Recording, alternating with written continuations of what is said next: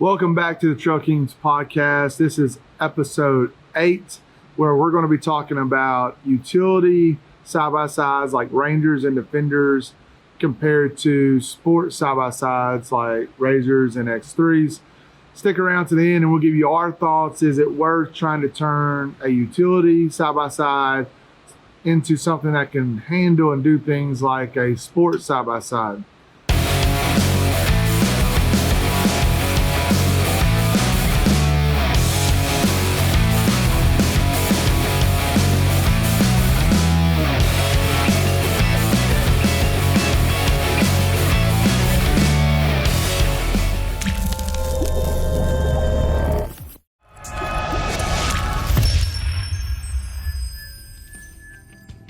All right, so first question is, can a utility vehicle like a Ranger or Defender keep up with a sport machine like a Rzr or X3? The answer is no. There's going to be a lot of people blowing up the comments. That's not true. That's not true. My buddy went up this hill. I had a friend on a 570. Yeah, exactly. So, I mean, to really answer that question is, if you were crazier enough to chunk it up a hill, yeah. I mean, there's a lot of machines that can make it up hills that with the may not right be ideal. Yeah, it didn't start out ideal. Yeah. So we're not saying about that. What I'm saying is, when these machines are built, a utility vehicle like a Ranger is not necessarily built to do and handle what a Rzr can. And I'm sure they're getting better quality now. And so, and this is all based off, I used to have a Ranger. I had 10 inches of lift. We ran, this was before all the craziness with tires now. I think the biggest tire at the time was 37s. We had 35s on it. We had portals, and I tried to send it down places, rock and mud, that a Rzr would be able to go down. And my experience was the Ranger just was not built to do those things. The frame was not built to articulate that way because of where the shock mounts were. I mean, our biggest issue was breaking shock shafts. I had to carry an extra shock on the machine because of the articulation the thing would go through. It would eventually break over time with no warning. I mean, it would just break at the eyelet. And so another thing is just super heavy. It was a crew with 10 inches of lip and 35-inch tires. And so when we went rock climbing or rock bouncing, I put 35-inch tires on there. The way you sit on the machine, now don't get me wrong, I think they look cool as hell. Oh yeah, awesome. Big bed, you got the leg room in it, you can fit 6 people in it. And if we got back in the mud, I might even build one. I think maybe for just the mud, you might be able to handle it. Okay. But a lot of the issues I ran into, like with breaking frame tabs, eventually wearing the back of the frame out, was just that metal wasn't really meant to articulate. Right. And so if you're looking at buying a used Ranger, I would see how it was previously. If it's used on a farm, maybe that's different. But if they had it on the trails and they're actually trying to rock bounce with it, it's going to have some abuse that you might not necessarily want it to have. So my thought is, the first trip was in a Rzr, and that spoiled me, right? Because it's a Rzr or Can-Am, they all ride. It's so smooth, and like good machines like that. My next couple trips were in a Ranger crew. That he may have had a bracket lift on it, but it was mostly stock though. Some different wheels and tires, but mostly stock. And we always rode, my mom and dad be there. They had a Rzr. You had a Ranger. You had a Ranger for a while, but yours was lifted, wider. It was a whole different ball game. And so I drove a mostly stock Ranger through, Did we do Mulberry with it?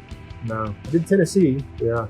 And so some pretty decent trails, and it made it. I mean, I don't think there's anywhere I couldn't go. No. So in terms of can it make it where you want to go? Probably. It kept up with everything with my Ranger with a 10-inch lift, portals, 35-inch tires. Right. I think it had 28-inch tires on it, or 29. Something like that, but maybe 30, but it was mostly stock. Yeah, mostly stock. I mean, there's nothing special. So yes, it'll make it and it can do it. The difference is when you get done riding for that day, you feel like you've been beat, like somebody physically beat you up. Because you're sitting up, it's rocking back and forth really hard. It's nothing like the Rzr. I look at my mom and dad and they're over there like, just drinking coffee and stuff and relax, almost falling asleep because they're so comfortable. And Sasha and I are in the Ranger, and we had the boys in Tennessee in Wind Rock. Yeah. And it just beat us back and forth. And so if you're somebody like me where when I get a machine, I really don't do a whole lot to it. I don't, Right, yeah.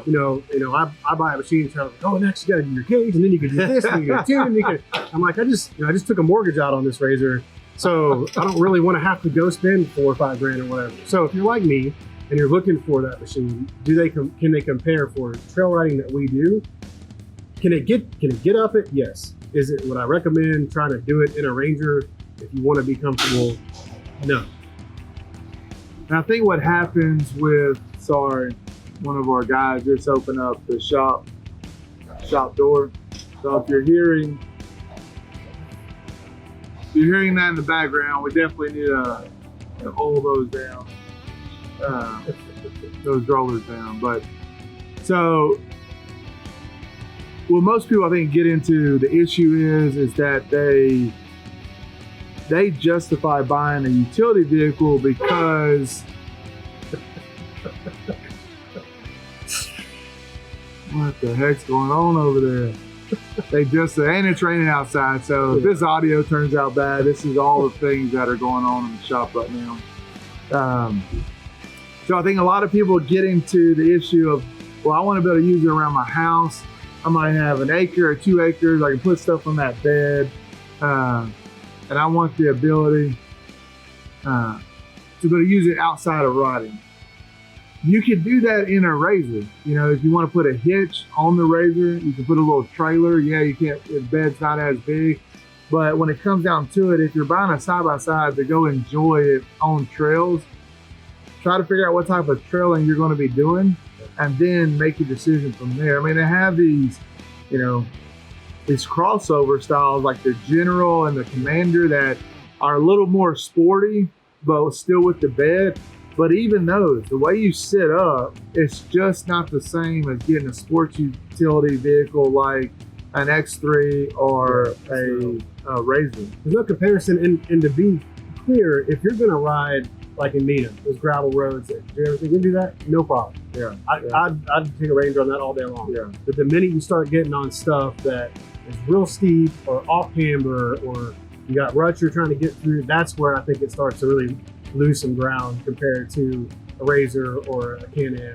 And I did the same thing. Like I can put a hitch on mine and pull it around the property and work my property. Yeah. I'm probably not going to, but that was in my head was my justification. Yeah. But I can't take a Ranger and do what I want to do with it and enjoy it. You can't bring a Ranger to Stony Lonesome and go up some of the trails that went out. I mean, what you said earlier, is somebody probably going to try it or have it? Sure, okay. But for somebody like me, I'm not looking to wreck. I'm not looking to be crazy. No. The Rzr for me is the way to go. And then the money it costs to even make the Ranger to be able to somewhat keep up with suspension, it's just not, you're not saving any money when you go down that route. Now, guys, this is just our opinion. These are the thoughts that we thought when we buy what we buy. I have a Ranger, and you bring it to a place like Lake Murray where the climbs aren't more than 10 foot, 12 foot tall, maybe 15 in some areas. It's fine, but go back and look at our most recent trip to Lake Murray, and I go up a steep incline, very off camber. I eventually make it. It's probably the most lean I've had while in the Ranger. Very unsafe, but a Rzr or an X3 would have blew up it. Like not even blinked an eye at something like that. So it is that for me that makes it the final decision. Yeah, do you want to be loading up firewood in your Pro R if you get that, or your Pro XP?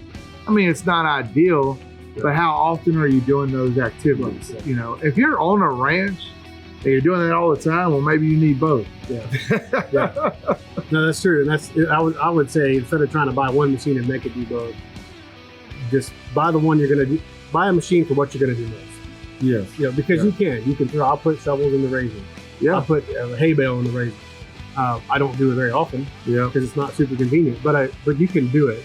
But if you're, like you said, if you have like a ranch where it's a full-time deal or you're on it all the time, you really need 2 different machines to do the stuff we're talking about. Correct. I mean, even with the Pro XP now, the back bottom seat comes out and it folds down. Yeah. To me, that's even more the reason why you might as well just get the Sport utility. Now, I don't know how X3s work, so if you're a Can-Am fan, I don't know, how their back seats work. But even if you take them all the way out, like the Turbo S, you're still laying stuff on plastic, like tools and those types of things. Yeah. So, is the Ranger super convenient to get out of? Yes. I will never argue with anybody. Go ahead. But long-term on a trail, like we go ride, we're out 6, 8, 10 hours at a time, or 16 if you get lost. Yeah. Occasionally. Yeah. And so, 6 to 8 hours on the trail, sitting up with my knees bent. I don't even have, church pew style. I don't even have knee problems, and my knee hurts over time by like the 2nd or 3rd day out, just from the sitting style. And I love our Ranger. Our Lake Murray trip, I love being in it because the amount of storage that thing has. So I'm not saying they're not convenient. Oh, yeah. I'm just saying, like, if you're getting this for the first time and you're trying to decide, do I get a utility vehicle that I want to go trail ride, or do I get a sport vehicle that I'll have to make some concessions to use around the property? I would strongly suggest getting a sport vehicle over the utility, or possibly look at that crossover style where it's a Commander or General. If you want to go up like some steep hills, then I wouldn't even look at that. I would just go with the sport utility, an X3 or Maverick or Rzr. When I was first looking at it, I was looking at maybe let's go General. Yeah. Because you get the dump bed, you get that stuff, and you made a comment like, let's go one way or go the other. Don't go between them. Not if you're going to try to, because we knew we were going to go to Tennessee. Correct, yeah. We're going to do hill climbs like Stony Lonesome. It's just not, you're not going to feel comfortable in it. And I'm glad I got the Rzr. I wouldn't go back. But you're right. I think the Ranger's awesome. I think the Defender's awesome. I'd love to have one. Yeah. But I wouldn't love to have one where we go riding. No. Having a second vehicle or a backup vehicle for around the house, I think it's perfect, but not as your main rig if you're first getting into it. Yeah, I agree.